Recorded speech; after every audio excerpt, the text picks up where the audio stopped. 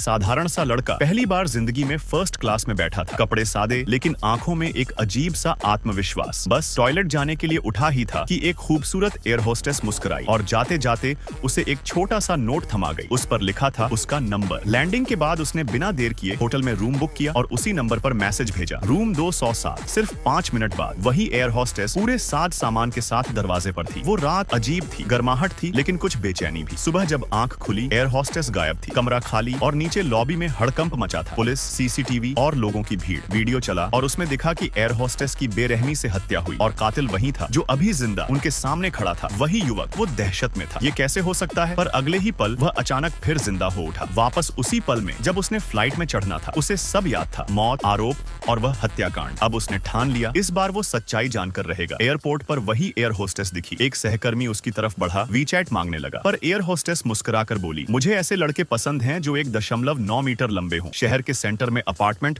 और 10 लाख की कार वाले हों। साधारण युवक हंसा, तो मैं तुम्हारे लायक नहीं हूँ। पर किस्मत देखो, जैसे ही उसने फर्स्ट क्लास में कदम रखा, वही एयर होस्टेस उसके पास आई, पहले से भी ज्यादा नजदीक। उसका दिल बोला, दूर रहो, लेकिन यादें बोली, पिछली बार वही मरी थी, उसे बचाना जरूरी है। वो जानबूझकर ठंडा बर्ताव करने लगा। पर एयर होस्टेस ने हार नहीं मानी। क्या मैं तुम्हें पसंद नहीं? उसने मुस्कुराकर पूछा। नहीं, उसने झूठ बोला, हम एक दूसरे के लिए नहीं बने। वह मुड़ी, उसकी आंखों में दर्द था, पर वह जानता था इस बार उसे बचाने के लिए दिल नहीं, दिमाग से खेलना होगा। रात में उसने वही किया जो पिछले जन्म में हुआ था। उसे लोकेशन भेजी, वही रूम नंबर, वही जाल, लेकिन इस बार वो शिकारी था, शिकार नहीं। कमरे में आते ही एयर होस्टेस ने कहा, मुझे आज 5 लाख की लॉटरी लगी है। वो चौंका, तो यही कारण था, उसी पैसे के लिए किसी ने तुम्हें मारा था। वह बोली, मुझे अब समझ आ गया है। उसने उसकी आंखों में देखा, क्या तुम मुझ पर भरोसा करती हो? हाँ, उसने जवाब दिया। तो कल तुम मर जाओगी। वह सिहर गई, ये मजाक नहीं है, मैं जा रही हूँ। पर वह बोला, नहीं ये मजाक नहीं, मैं पुनर्जन्म लेकर लौटा हूँ। पिछली जिंदगी में तुम यही मारी गई थी और मुझे हत्यारा बना दिया गया था। अब सब साफ था, कातिल वही था जो उनके बीच था, जिसने पैसे की बात सुनी थी, यानी उसका साथी। तो अब उसने पूछा, अब हम शिकार नहीं बनेंगे? वह मुस्कुराया, हम बस नया रूम लेंगे, एक कैमरा सेट करेंगे और जिस पल कोई हमारे पुराने रूम में दाखिल होगा वही होगा असली कातिल। वे छिप गए, इंतजार करने लगे। कमरे में रिकॉर्डेड आवाज गूंज रही थी, जैसे वे अब भी वहीं मौजूद हों। कदमों की आहट आई, कोई चुपचाप दरवाजा खोल रहा था। कैमरे की लाल बत्ती चमकी, शिकार आ चुका था। युवक ने धीमे से कहा, इस बार नहीं, इस बार शिकारी मरेगा। और वहीं से कहानी बदल गई। जहाँ पिछली जिंदगी में मौत थी, वहीं अब बदला था। कभी कभी किस्मत मौत नहीं देती, बल्कि दोबारा मौका देती है, ताकि तुम अपनी मौत का हिसाब ले सको।